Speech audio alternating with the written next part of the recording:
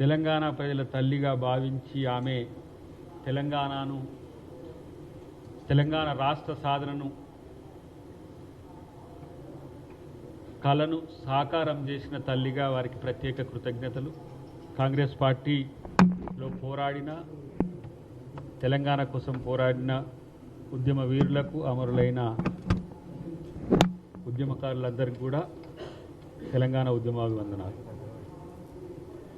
అయితే ఈరోజు press meet యొక్క ప్రధాన ఉద్దేశం వాస్తవానికి జెండా ఆవిష్కరణతో పాటు ముఖ్యమంత్రి గారి అందరి స్పీచెసే వినాల్సిన రోజులో ప్రత్యేక ప్రెస్ మీట్ పెట్టాల్సిన సందర్భం ఎందుకు వచ్చింది అని అంటే, జూన్ 2వ తారీఖు నాడే పవన్ కళ్యాణ్ గారు ఇక్కడ తెలంగాణ నవనిర్మాణం అని చెప్పేసి ఒక సభ ఏర్పాటు కోసం ప్రభుత్వం ముందు అర్జీ పెట్టడం, ప్రభుత్వం దాన్ని తిరస్కరించడం, తర్వాత కనీసం మా ఇంట్లో ప్రెస్ మీట్కైనా అవకాశం ఇవ్వమని చెప్పి అడుగుతున్న పరిస్థితుల్లో ఆ ప్రెస్ మీట్కు అవకాశం ఇవ్వడము కుదరదు అని చెప్పడానికే ఈ పత్రికా సమావేశం ఏర్పాటు చేసింది. ఎందుకంటే భారత రాజ్యాంగం ప్రకారం పీస్ అండ్ హార్మనీని, శాంతిని, తర్వాత అందరూ కలిసి ఉండేదాన్ని కాపాడాల్సిన బాధ్యత తెలంగాణ ప్రభుత్వం మీద ఉంది. ఎందుకంటే మీరు ఆంధ్రప్రదేశ్ ప్రభుత్వం యొక్క ఉప ముఖ్యమంత్రి గారు, మీరు అవకాశం అడిగితే ఇవ్వాల్సిన బాధ్యత ఈ ప్రభుత్వానికి ఉన్నా, ప్రజల మధ్యన వైరుధ్యాలు, ప్రజల మధ్యన చిచ్చు, ప్రజల మధ్యన కుట్రకు ఒక అవకాశంగా వివిధ పార్టీలు వాడుకుంటున్న వైనాన్ని మీకు తెలియజేయడం కోసమే ఈ సమావేశం ఏర్పాటు చేసినాం. నేను మోదీ గారికి, బీజేపీ మిత్రులకు చెప్తున్నది ఏంటంటే, పాపం పవన్ కళ్యాణ్ని బలి చేయకండి. ఎందుకంటే ఆయనకు రాజకీయం తెలియదు. ఎందుకు తెలియదు అని ఆ మాట అంటున్నా అంటే, తెలంగాణ కోసం పెద్ద ఎత్తున ఉద్యమం జరుగుతున్న క్రమంలో తెలంగాణ కోసం మద్దతు చెప్పకుండా తెలంగాణకు వ్యతిరేకంగా పనిచేయాల్సిన పరిస్థితి ఆయనకు వచ్చింది. దాని తర్వాత వారు సనాతన ధర్మం కోసం పోరాడాల్సిన పరిస్థితి వచ్చింది. సనాతన ధర్మం కాపాడాల్సిన పరిస్థితుల్లో కూడా అది బీజేపీకి అనుకూలంగా పోరాడాల్సిన పరిస్థితి వచ్చింది. ఎందుకంటే వారు చెగువేరా వారసుడు సనాతన ధర్మం కొరకు పోరాడాల్సి రావడం మరి ఆయనకే విధంగా కనిపించిందో కానీ భారతదేశానికి, తెలంగాణ, ఆంధ్రప్రదేశ్ ప్రజలకు మాత్రం కొంచెం ఇబ్బందికరంగా మారిన పరిస్థితుల్లో ఇప్పుడు తెలంగాణలో తెలంగాణ వాళ్ళ మధ్యనే వైరుధ్యాలు సృష్టించడానికి, తెలుగు వాళ్ళ మధ్యన వైరుధ్యాలు సృష్టించడానికి, తెలంగాణ ప్రశాంతంగా అభివృద్ధి సంక్షేమం వైపు గౌరవ ముఖ్యమంత్రి గారు రేవంత్ రెడ్డి గారి నేతృత్వంలో జరుగుతున్న క్రమంలో పవన్ చిచ్చుబుడ్డిని పెట్టాలని బీజేపీ ప్రయత్నం చేస్తున్నది. ఇది పవన్ కళ్యాణ్ అభిమానులు, పవన్ కళ్యాణ్ మిత్రులు కూడా దీన్ని గమనించాల్సిన అవసరం ఉంది. ఎందుకంటే ప్రభుత్వం ఎప్పుడు కూడా వైషమ్యాలను పెంచే దిశగా అనుమతులు ఇవ్వదు. దాని ప్రాథమిక డ్యూటీ కూడా, ప్రభుత్వం యొక్క డ్యూటీ కూడా. ఇక్కడ మోదీ గారు వచ్చిపోయిన తర్వాత ఏదో పెద్ద మార్పు జరుగుతుందని బీజేపీ వాళ్ళు అంటున్నారు. నాకు అర్థం కాలే. టార్గెట్ తెలంగాణ అంటే మాకు అర్థం కాలే. వాళ్ళు ఓట్లతో గెలుస్తారు, మోదీ గారి ఎన్డీఏ కూటమి, బీజేపీ, కానీ ప్రజల్ని గెలవలేరు. ఎందుకంటే ప్రజల మధ్యన వైరుధ్యాలు, వైషమ్యాలు పెంచడమే వాళ్ళు చేసే పని. దానికి పవన్ కళ్యాణ్ ఒక బూస్టర్గా ఉపయోగపడుతున్నారు. ఎందుకు ఈ మాట అనాల్సి వస్తుందంటే, మీరు 11 రోజుల భోజనం చేయలేకపోయినారు తెలంగాణ వస్తే. తెలంగాణలో కండ్లు పడితే కోనసీమ మొత్తం బగ్గుమన్నది. అన్నిటికంటే ఎక్కువ మీరు ఇక్కడ చేస్తున్న వాటిని, ఏవైతే తెలంగాణలో చేస్తున్న రాజకీయాలు ఎందుకు చేస్తున్నారో, ఎవరి కోసం చేస్తున్నారో మీకు తెలియదు. కాబట్టి జూన్ 2వ తారీఖు నాడు తెలంగాణ ప్రజలందరికీ కూడా పరమ పవిత్రమైన రోజు. మరి ఆ రోజున మీరు వైషమ్యాలు పెట్టే కుట్రలు చేస్తా అంటే ప్రెస్ మీట్లకు, మీటింగ్లకు ఎట్లా పర్మిషన్స్ వస్తాయి మిత్రమా? అంటే తెలంగాణ సమాజం ఎడ్డిదనుకున్నారా, లేకపోతే తెలంగాణ సమాజం ఏమైనా తెలివి తక్కువదనుకొని ప్రయోగాలు తెలంగాణ మీద చేస్తున్నారా? బీజేపీ వాళ్ళకు ఇక్కడ ధాన్యం కొనమంటే కొనటానికి చేత కాదు, ఇక్కడగా పాలమూరు రంగారెడ్డికి పైసలు ఇప్పియమంటే చేత కాదు, ప్రాణహిత చేవెళ్ల ప్రాజెక్టుకో తుమ్మిడిహెట్టు దగ్గరగా మహారాష్ట్రలతో మీ ప్రభుత్వం ఉంది మాట్లాడి అక్కడ పర్మిషన్స్ ఇప్పియమంటే చేత కాదు. కనీసం మేం కొనే ధరకైనా ఎంఎస్పీకి మీరు ఒడ్లు కొనండి అని చెప్తే కూడా చేత కాదు. కానీ ఈరోజు సూటిగా ఒక అంశం మీకు చెప్తున్నా, బీఆర్ఎస్కు అనుకూలమైన రాజకీయాలు చేయడానికి బీజేపీ స్పాన్సర్డ్ ప్రోగ్రామే మన పవన్ కళ్యాణ్. బీఆర్ఎస్ తెలంగాణ ఆత్మగౌరవాన్ని ఎక్కడో తాకట్టు పెట్టి, వాళ్ళకు కూడా తెలియదు పాపం, వాళ్ళు భారత రాష్ట్ర సమితిని ఎందుకు పెట్టుకురో కూడా తెలియదు, గుణాత్మకమైన మార్ప వాళ్ళకు మార్పు కోసం చేసుకురో తెలియదు. ఈరోజు తెలంగాణ సెంటిమెంట్ రగల్చడం ద్వారా మళ్ళీ మేము తెలంగాణ వాదులం అంటున్న భారత రాష్ట్ర సమితికి మేలు చేయడానికి బీజేపీ ఒక పథకం ప్రకారమే పవన్ కళ్యాణ్ గారిని ముందుకు తెచ్చిన మాట వాస్తవం. ఎందుకు తెలంగాణ మీదనే ఇన్ని కుట్రలు చేస్తున్నారు మీరు? తెలంగాణ ప్రజలు, తెలంగాణ ప్రాంతం ప్రశాంతంగా ఉండడం మీకు ఇష్టం లేదా? రాజకీయాల కోసం దేనికైనా తెగబడమేనా? ఇది ఆత్మపరిశీలన చేసుకోవాల్సింది మిత్రుడు పవన్ కళ్యాణ్. ఎందుకు ఈ మాట అంటున్నంటే, ఒక రోజున నాకు తెలంగాణ చాలా ఇష్టమన్న నువ్వే తెలంగాణ వచ్చినందుకు నేను ఉపవాసం ఉండాల్సిందని చెప్పి మాట్లాడిన మాట 11 రోజులు. నేనేమంటున్నంటే, ఆంధ్రప్రదేశ్ మీరు మంచిగా పాలించండి, చంద్రబాబు నాయుడు గారు మీరు. మేము అక్కడ కాంగ్రెస్ పార్టీ అధికారంలో లేకపోయినా, రేపు మేము కేంద్రంలో అధికారంలో వచ్చినా మేమే అక్కడ స్పెషల్ స్టేటస్ ఇవ్వగలము, మేమే ఆంధ్రప్రదేశ్ని అభివృద్ధి చెందించగలం. ఆంధ్రప్రదేశ్ పచ్చగా ఉండాలని కోరుకునే తెలంగాణ వాళ్ళం మేము. ప్రాంతాలుగా విడిపోదాం, ప్రజలుగా కలిసి ఉందాం అనుకున్న వాళ్ళం. ప్రజలు నాయకుల మాట విన్నరు, ప్రజలు ప్రశాంతంగా ఉన్నారు, రాజకీయాలే వేడెక్కుతున్నాయి. ఎందుకు? ఇది తెలంగాణ సమాజానికి ఇలా చాలా పెద్ద ప్రశ్నగా ఉంది. రచ్చబండల మీద కూడా రచ్చ అవుతున్నది. సరే, మీకు ప్రొఫెసర్ నాగేశ్వరరావు గారికి ఏమి వైరుధ్యాలు ఉన్నాయో మాకు తెలియదు, వాళ్ళ మధ్యన ఏం జరిగిందో తెలియదు, కానీ తెలంగాణ ప్రభుత్వం కోరుకుంటున్నది 2 తెలుగు రాష్ట్రాల మధ్యన ఒక సఖ్యతతో కూడిన వాతావరణము. ఇది మాత్రమే కోరుకుంటాము. అది కాదు మేము తెలంగాణలో చిచ్చు పెడతాము అని అంటే, ఇది ఒకటేమో తెలంగాణ ప్రభుత్వం సహించదు, రెండోదేమో తెలంగాణ ప్రజల ఆత్మగౌరవం మీద దెబ్బ కొట్టదు. ఆ తెలంగాణ ప్రజల ఆత్మగౌరవం మీద దెబ్బ కొట్టే నైతిక హక్కు మీకు లేదు. లేకపోతే తెలంగాణ ప్రజల ఆత్మగౌరవం మీద దెబ్బ కొడితే ఎవరైనా కూడా తెలంగాణ వ్యతిరేకులే. తెలంగాణలో రాజకీయాల కోసం అని చెప్పి చిచ్చులు పెట్టి ప్రజల మధ్యన వైరుధ్యాలు సృష్టించడం అనేది ప్రజాస్వామ్యం ఎట్లయితుంది? మరి అంతఃసూత్రం మీకు ఎందుకు ఎవరు చెప్పలేదు? బీజేపీ వాళ్ళు మంచిగా నల్లిపుట్లో లెక్క పంచాయతీలు పెట్టి కూర్చుంటారు, ఎవరు మాట్లాడరు. కిషన్ రెడ్డి మాట్లాడాడు, తర్వాత రామచంద్రరావు గారు మాట్లాడరు, ఇక మా ఫామ్ హౌస్లో ఉన్న మా కాకా కూడా మాట్లాడాడు. ఎవరు? కేసీఆర్. మళ్ళీ తెలంగాణ సాధించిన నేనే అంటాడు, ఆయన మాట్లాడాడు, ఆయన పరివారం మాట్లాడదు. ఇదేం హాస్యాస్పదమో నాకు అర్థం కావట్లేదు. హాస్యాస్పదం అయితే సీరియస్. ఇది కూడా బీఆర్ఎస్ పార్టీకి తెలంగాణ మీద ఈ రకమైన ఒక భావదాడి జరుగుతున్నప్పుడు పట్టి లేదా? ఇదేనా మీరు కోరుకుంటున్నది?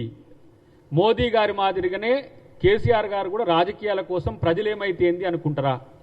మొన్నదే చేసింది కదా, ఇట్లనే పట్టాలు పేల్చండి, సింగరేణిని పేల్చండి, కూల్చండి. ఇదేనా సిద్ధాంతం? ఈ ప్రాంతం కోసం 1200 మంది అమరవీరులైండ్రు. ఈ ప్రాంత విముక్తి కోసం ఏ రోజైనా తెలంగాణ అమరవీరుల దగ్గర మీరు పోయి పట్టెడు పూలేసిన పాపాన పోయినరు పవన్ కళ్యాణ్ గారు. పోనీ మోదీ గారు నీకు సర్ది చేస్తే వచ్చిండు, చంద్రబాబు గారి కాడికి వచ్చిపోయిండు, కానీ అమరవీరులు వారికి గుర్తురాలే. ఎందుకంటే ఆయననే తల్లిని చంపి బిడ్డను బతికిచ్చిండ్రు అన్నాడు. తెలంగాణ మీద నిలువెల్ల విషం కక్కుతున్నది బీజేపీ ప్రధానమంత్రి. ఇంకొక వైపేమో వాళ్ళ ఎంపీనే నిండు సభలో పార్లమెంట్లో తెలంగాణ ఏర్పాటును పాకిస్తాన్తో పోల్చిండ్రు. కానీ ఇక్కడ ఉన్న తెలంగాణ బీజేపీ నాయకులు మాత్రం మేమే తెలంగాణ కోసం పోరాడింది. అవును, మరి తెలంగాణ కోసం పోరాడితే ఆత్మగౌరవం ఎటు చచ్చింది? మీకు సుష్మా స్వరాజ్ ఎందుకు గుర్తుకు రావట్లే? మీకు రాజ్నాథ్ సింగ్ లాంటి వాడు ఎందుకు గుర్తుకు రావట్లే? ఆ రోజు కాంగ్రెస్ పార్టీలో సోనియా గాంధీ గారు యూపీఏ చైర్పర్సన్గా ఉన్నా వారు, సుష్మా స్వరాజ్ గారు, మీరా కుమార్ గారు కలిసి ఈ బిల్లుని ఎట్లా పాస్ చేయాలని చేసిన ఆ కోణం మీకు ఆవిష్కృతం కావట్లే. ఎందుకంటే సుష్మా స్వరాజ్ గారు అంటే మోదీ గారికి పడదు కాబట్ట, మోదీ గారు అంటే మోదీ గారికి తెలంగాణ ఇష్టం ఉండదు కాబట్ట. కానీ తెలంగాణలో అధికారం కావాలి.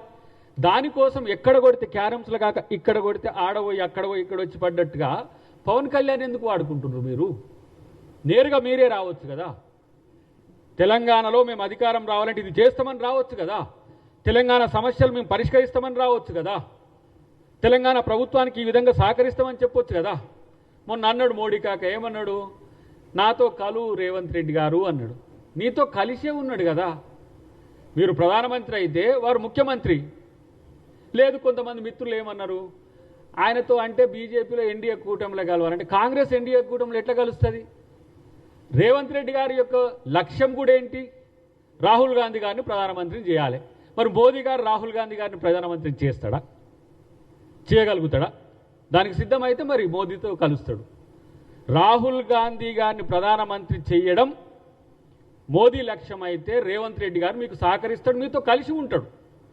కానీ తెలంగాణ సమాజం ఎటుపోతేంది, తెలంగాణ ప్రజల మధ్యన కొట్లాటలు ఏమైతేంది, తెలంగాణలో మళ్ళీ పూర్వపు కాలపు కొట్లాటలు కొనసాగితే నాకేంటి, నాకు మాత్రం అధికారం కావాలి అని.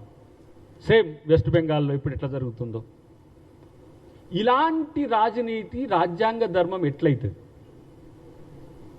కనీసము కించిత్ ఆలోచించేటోళ్ళకైనా మీకు ప్రజాస్వామ్యయుత వాతావరణం ఉండడము ఇష్టం లేదు, ప్రజల మధ్యన వైరుధ్యాలు నిరంతరం కొనసాగాలి, మీరు గెలవాలి, ప్రజలు ఓడాలి. ఇది మాత్రం రాజ్యాంగం చెప్పలే. మోదీ గారికైనా, పవన్ కళ్యాణ్ గారికైనా, ఇంకెవరికైనా. ప్రభుత్వంగా ఒక ప్రభుత్వ విప్పుగా నేను ఎందుకు ఈ పత్రికా సమావేశం లేకపోతే మీడియా సమావేశం పెట్టాల్సి వచ్చింది? మీరేమంటారు? నేరుగా నాకు తెలంగాణలో మీటింగ్ పెట్టుకునే అవకాశం లేదా అంటున్నారు. అంటే ప్రజలు కొట్లాడుకుంటట్టు నేను ప్రెస్ మీట్లు పెట్టుకుంటా, మీటింగ్లు పెట్టుకుంటా, కానీ నాకు పర్మిషన్ ఇవ్వాలి ప్రభుత్వం అని అంటున్నారు. ఇంత విధ్వంసకరమైన ఆలోచనలు మానుకోండి. మీకు తెలిస్తే అర్థం చేసుకోండి. ప్రభుత్వం తరపున ఒక ఉప ముఖ్యమంత్రిగా మీకు మేమిస్తున్న గౌరవంతో కూడిన ఇది సమాధానం. దీన్ని మరింత రాజకీయం చేయాలనే ఒక ఆలోచనతో మీ ఇంటర్నల్గా ఉంటే అది మీకు నష్టం తప్పితే మాకు కాదు. మీకు పర్మిషన్స్ ఎందుకు? మంచి ఉద్దేశాలతో పెడితే ఎందుకు ఇవ్వరు? ఒక ప్రజాసేవ కోసం నాయకుడు నేను వారాయి అని పెట్టి మన కొండగట్టు కాంచి బస్ యాత్ర చేస్తా అంటే పర్మిషన్ ఇవ్వలేదా నీకు? లేదు, నా అభిమానులను కలుసుకుంటా, నేను అట్లా చేస్తా, ఇట్లా చేస్తా, నేను తెలంగాణ ప్రజలకు సేవ చేస్తా అంటే నీకు పర్మిషన్స్ ఇవ్వలేదా? కానీ తెలంగాణ ప్రజలు కొట్టుకొని చావండి, నేను మీటింగ్ పెట్టుకుంటా అంటే మీటింగ్కు పర్మిషన్ ఇస్తే ఇది ప్రభుత్వమా ఏంటి? ఇంతకు నీ సమావేశపు లక్ష్యం ఎవరి కోసం, ఎందుకోసం? దీన్నైనా తెలుసుకుంటే నీకే మంచిదని చెప్పి నేను మీ ద్వారా తెలియజేస్తున్నా మిత్రులారా. ఇక్కడ తెలంగాణ ప్రజలు కొంత సెంటిమెంటల్గా ఎక్కువ ఉంటారు. వాళ్ళ త్యాగం, వాళ్ళ పట్టుదల, వాళ్ళ ధైర్యం. ఈ తెలంగాణ ప్రాంతం కోసం 1969లో దాదాపు 365 మంది పైచిలకు అమరవీరులైనరు. తుపాకీ గుండ్లకు ఎదురుగా పోయి కొట్లాడిన వీరులు.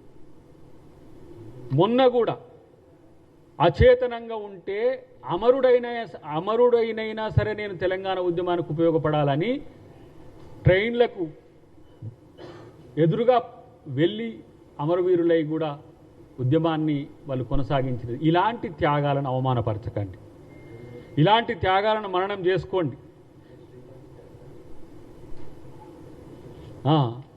ఇలా ఇప్పుడు మేము ఉద్యమకారుల కోసం మేము కమిటీ వేసుకున్నాం, ఉద్యమకారులకు అవకాశం ఇస్తున్నాం. ఇలా శ్రీకాంతాచారి గారి తల్లికి అయితేంది, తర్వాత ఎవరైతే కుటుంబాలు నష్టపోయినారో వాళ్ళకు ఉద్యోగాలు కూడా ఇస్తున్నాం.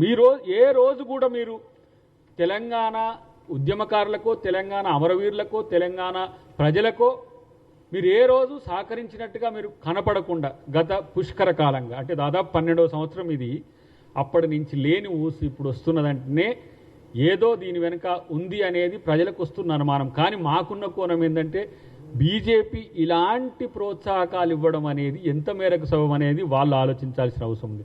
బీఆర్ఎస్ చాలా వ్యూహాత్మకంగా మౌనంగా ఉంటున్నది. వాళ్ళు ఏమవుతుందంటే నా ఘర్కా నా ఘాట్కా అయింది. తెలంగాణ రాష్ట్ర సమితిని పెట్టుకొని వాళ్ళు 6-7 సంవత్సరాలు పరిపాలించేసరికి భారతదేశాన్ని కూడా ఇట్లనే చేయొచ్చు, ఇట్లనే దోచుకోవచ్చు అనుకున్న వాళ్ళు బీఆర్ఎస్ని పెట్టుకున్నారు. బీఆర్ఎస్ని పెట్టుకునేసరికి తెలంగాణ ప్రజలు బండకేసి బాధేసరికి మళ్ళీ బీ/టీ కావాలనుకునేసరికి వాళ్ళ కూతురు వచ్చి టీని వాడుకుంటుంటారు. ఆమె టీఆర్ఎస్ అని పెట్టుకుంటే మళ్ళీ ఎట్లా అని గోక్కుంటున్నారు. ఇప్పుడు ఆ గోకే క్రమంలో ఇలా పవన్ కళ్యాణ్ను తీసుకొచ్చి ఇక్కడ సెంటిమెంట్ రగిలించి ఆ సెంటిమెంట్ మీద కాలుతున్న మంటల్లో మీరు రాజకీయం చేయాలనుకుంటే అది మంచి పద్ధతి కాదు. అది తెలంగాణ ప్రజలు సహించరు. తెలంగాణ సమాజము దాదాపు 50-60 సంవత్సరాలు పోరాటంలోనే ఉన్నది. అంతకంటే ముందు నిజాంతో కొట్లాడింది, అంతకంటే ముందు బ్రిటిష్ వాళ్ళతో కొట్లాడింది. ఇంకెన్ని రోజులు తెలంగాణ కొట్లాడాలి? తెలంగాణ అంటే కొట్లాటేనా? తెలంగాణ అంటే పోరాటమేనా? పరిపాలన కాదా? ఇలా అందుకనే రేవంత్ రెడ్డి గారు ఒక అడుగు తగ్గి బీజేపీ అనుకూలంగా చాలామంది విమర్శలు చేస్తున్నప్పటికి కూడా తెలంగాణ సర్వతోముఖాభివృద్ధి కావాలంటే కేంద్రంతో సఖ్యతతో ఉండాలన్న దాన్ని కూడా రాజకీయం చేస్తున్నారు. తెలుగు ప్రజల మధ్యన సమన్వయం ఉండాలి అని చెప్పి ఆ ప్రాంత నాయకులైనా ఈ ప్రాంత నాయకులైనా అందరూ సమానమే అని చెప్పి కొంతమంది విగ్రహాలు పెడితే కూడా దాన్ని రాజకీయం చేస్తున్నారు. ఎందుకు? రేపు జయశంకర్ సార్ విగ్రహం పెట్టుకోలేమా? రేపు కాళోజీ నారాయణరావు గారి విగ్రహం పెట్టమా? తెలంగాణ తల్లి విగ్రహాలు పెట్టుకోలేమా? అంటే ఏంటి? ఒక నాయకుడు అందరితో సమన్వయం ఉండడాన్ని కూడా జీర్ణించుకోలేని స్థితికి ఇలా తెలంగాణ సమాజం వచ్చిందా అంటే కాదు. ఈ మధ్యన ఎవరైతే ఇలాంటి ప్రాంతీయ సెంటిమెంట్లను రెచ్చగొట్టి చేయాలనుకుంటున్నారో వాళ్ళు చేస్తున్న కుట్రలకు తెలంగాణ ప్రజలు అర్థం చేసుకోవాలని నేను విజ్ఞప్తి చేస్తున్నా.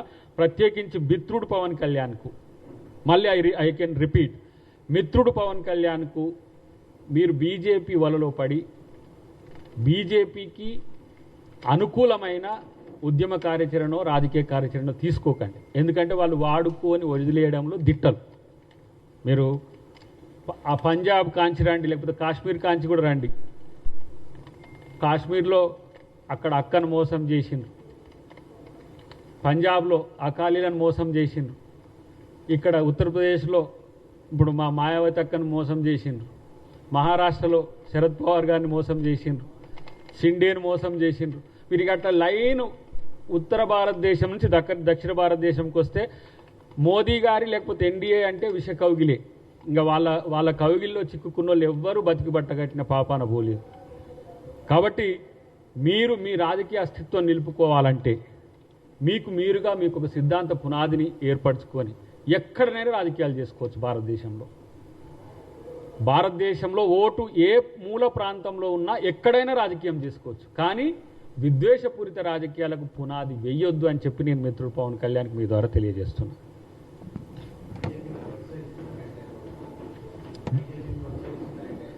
డెఫినెట్గా ఆయన వచ్చి కలిసిపోయినాకనే, మోదీ గారు వచ్చి కలిసిపోయినాకనే ఈ తరహా రాజకీయాలకు వాళ్ళు తెరలేపుతున్నారు. అది కాదని చెప్పి బీజేపీ వాళ్ళని చెప్పమనండి, అది కాదని చెప్పి మోదీ చెప్పగలుగుతాడా? ఒకవేళ అట్లా చేస్తే బీజేపీ సీరియస్గా ఖండించాలి కదా. అంటే తెలంగాణ బీజేపీ నాయకులు తెలంగాణ మీద ఇలాంటి భావదాడి జరుగుతున్న కామ్గా ఉండడాన్ని ఎట్లా అర్థం చేసుకోవాలి? నేను ఆరోపణ అనుకుందాం ఒక మాట, ఆధారాలు లేని ఆరోపణలు అయితే ఆరోపణలకు సమాధానాలు లేవు అనంటే వాళ్ళు దాన్ని మౌనం అర్ధాంగీకారమే కదా. సమాధానం చెప్పాల్సిన అవసరం ఉంది కదా. ఇప్పుడు కేసీఆర్ అంటే చెప్పట్లేడు, పోనీ అటువైపు కేటీఆర్ పొద్దుగాలు లేస్తే మైక్ పట్టుకొని ఉంటాడు కదా, మైకాసురుడే కదా, రోజు పొద్దుగాలు లేస్తే మైకులు ఆయన వాళ్ళ బావ మొత్తం. మరి ఎందుకు వాళ్ళు దీని మీద స్పందిస్తలేరు? వరంగల్ మీటింగ్లో కేసీఆర్ పవన్ కళ్యాణ్ మీద మాటలు ఒక్కసారి చూడండి ఎట్లన్నాడు. ఎవరో సినిమా ఆయనట టాంటా అని ఏదేదో బండబూతులు తిట్టిండు. మేము కాంగ్రెస్ వాళ్ళం పవన్ కళ్యాణ్ ఏం ఆయన తిట్టాలని ఉబలాటం లేదు, ఆయనను వ్యతిరేకం చేసుకోవాలని మాకేం లేదు. ఇది తెలంగాణ ప్రభుత్వం యొక్క ఆలోచన ఇట్లా ఉంది. మిత్రమా, ఇట్లాంటివి పట్టించుకుంటే ప్రజల మధ్యన వైరుధ్యాలు కొనసాగడం నీకు ఇష్టమా? ఇది ఆలోచించాలని చెప్పి వారికి తెలియజేస్తున్నాం. ఇది మోదీ వ్యూహమే కావచ్చు, పాలిటిక్స్ ఇంతవరకే చేయాలన్న లిమిట్ ఏం లేదు కదా. పవన్ కళ్యాణ్ సభ వల్ల కానీ ప్రెస్ మీట్ వల్ల కానీ మీకు వచ్చిన నష్టం ఏంటి? దాని కంట్రోల్ 2000 మంది సభని కానీ 500 మంది వచ్చే ప్రెస్ మీట్ ని కానీ కంట్రోల్ చేసే వ్యవస్థ కాంగ్రెస్ దగ్గర లేదా? ఒక మాట ఎంత విద్వేషాన్ని రెచ్చగొడుతుందో. ఇన్ని మంచినీళ్ళల్లో ఒక్క విషపు చుక్కేస్తే ఏం జరుగుతుందో అది చెయ్యొద్దనే చెప్తున్నాం. వ్యూహకర్త నరేంద్ర మోడీ వచ్చి మాట్లాడితేనే దాని విద్వేషం. పక్క రాష్ట్ర డిప్యూటీ సీఎం వల్ల ఎందుకు వస్తుంది? పవన్ కళ్యాణ్ చరిష్మాకి ఏమైనా భయపడుతున్నారా? పవన్ కళ్యాణ్ చర్మిసేవలో మాకేం సమస్య లేదమ్మా. వాళ్ళే పక్క రాష్ట్రంలోనే ఆయనను అక్కడ ఉప ముఖ్యమంత్రి చేసి, లేకపోతే విజయ్ లెక్క ముఖ్యమంత్రిని చేస్తున్నామో కానీ ఆయనకు ఆ బలం లేదు, అది పక్కన పెట్టండి. కానీ ఇలాంటి ఒక అనాలోచిత కార్యాచరణ వల్ల ప్రజల మధ్యన వైరుధ్యాలు పెరుగుతున్న అంశాన్ని ప్రభుత్వంగా వారికి చెప్పాల్సిన బాధ్యత ఉంది మా మీద. కాబట్టి నేను ఆత్మరక్షణ కోసం నేను దాడి చేస్తా అంటే అర్థం ఉంటుంది, కానీ ఆత్మరక్షణ కాదు ఫలానోని కొడతానికి పోతా అంటే ఎవరైనా నువ్వు కొట్టమని చెప్తారా? ఇది కదా అంతఃసూత్రం తెలుసుకోవాలనేది. ఇంత మర్యాదపూర్వక ప్రెస్ మీట్ ఎందుకు ఉంటుంది వారి పట్ల?